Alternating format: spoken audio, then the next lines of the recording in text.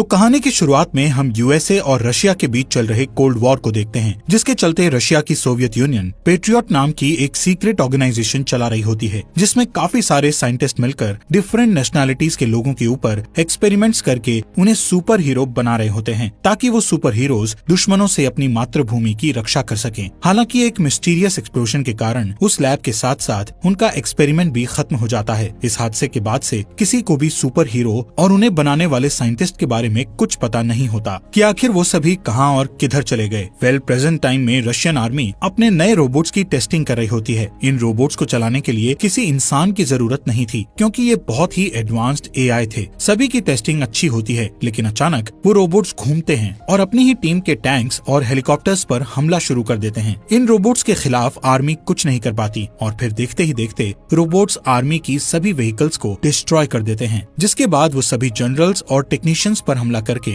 उन्हें भी मार डालते हैं। तभी हमें पता चलता है कि इस हमले के पीछे डॉक्टर कुराटोव का हाथ है, जो कि बहुत सालों पहले पेट्रियट प्रोजेक्ट के साइंटिस्ट में से एक था। डॉक्टर कुराटोव के पास काफी सुपर पावर्स आ चुकी थी, जिनसे वो बिजली पैदा करके मशीनों को कंट्रोल कर सकता था। वो उन सभी रोबोट्स को कंट्रोल करके अपने साथ ले जाता है। कुछ समय के बाद मिनिस्ट्री ऑफ डिफेंस इस इंसिडेंट के बारे में जानकारी निकालने के लिए मीटिंग करती है, जहाँ मेजर जनरल निकोलाई सबको कोल्ड वॉर के दौरान हुई घटनाओं के बारे में बताते हैं कि 1940 में कुराटोव नाम का डॉक्टर पेट्रियट प्रोजेक्ट के टेक्नोलॉजीज डिपार्टमेंट में इंचार्ज था, जहां कुराटोव मॉड्यूल 1 नाम के एक ऐसे प्रोजेक्ट पर काम कर रहा था जिसमें एक रिमोट के द्वारा किसी भी व्हीकल को कंट्रोल किया जा सके, पर उसका एक्सपेरिमेंट फेल हो गया, जिसके कारण उसका प्रोजेक्ट बंद करवा दिया। इसके बाद कुराटोव पेट्रियट प्रोजेक्ट के हेड प्रोफेसर विक्टर से जेलस होने लगा, क्योंकि विक्टर का इंसानों को सुपर पावर बनाने वाला एक्सपेरिमेंट सफल हो गया था। इसलिए कुराटोव ने अपने पर्सनल एक्सपेरिमेंट के लिए विक्टर की रिसर्च को चुराने का फैसला किया। असल में वो विक्टर को पीछे करके खुद को एक ग्रेट साइंटिस्ट बनाना चाहता था। इस कारण कई लोग उसके शिकार बन गए, इसलिए कुराटोव को अरेस्ट कर लिया गया, लेकिन वो किसी तरह भाग निकला और अपनी लैब में छिप गया। जिसके बाद आर्मी उसकी लैब पर गई, लेकिन कुराटोव ने उस जगह पर बॉम्ब लगा दिए थे, जिससे लैब में एक बड़ा एक्सप्लोजन हुआ और सभी लोग मारे गए। तब आर्मी जनरल्स को लगा कि कुराटोव मर चुका है, लेकिन कुराटोव बच गया था और इस एक्सप्लोजन से निकले केमिकल्स ने उसके शरीर को मॉड्यूल 1 एक्सपेरिमेंट में बदल दिया था। इसके बाद निकोलाई कहते हैं कि अब उसे हराने के लिए हमें उसके द्वारा बनाए गए सुपर हीरोज को खोजना होगा। इसी दौरान हम कुराटोव को आर्मी के गोदामों से उनके सभी व्हीकल्स और रिसोर्सेज को चुराते हुए देखते हैं। यहाँ मीटिंग के बाद ministry of defence patriot organisation को दोबारा ओपन करने का फैसला लेती है, जिसका चार्ज मेजर एलिना को दिया जाता है। एलिना अपनी टीम को ढूंढने का कहती है और इस मिशन का नाम द गार्डियंस रखा जाता है। अब जैसे ही उन्हें सुपर पावर्स की थोड़ी इन्फॉर्मेशन मिलती है, वो उनकी खोज में निकल जाते हैं, जहाँ सबसे पहले वो आर्मेनिया के एक हिडन टेम्पल में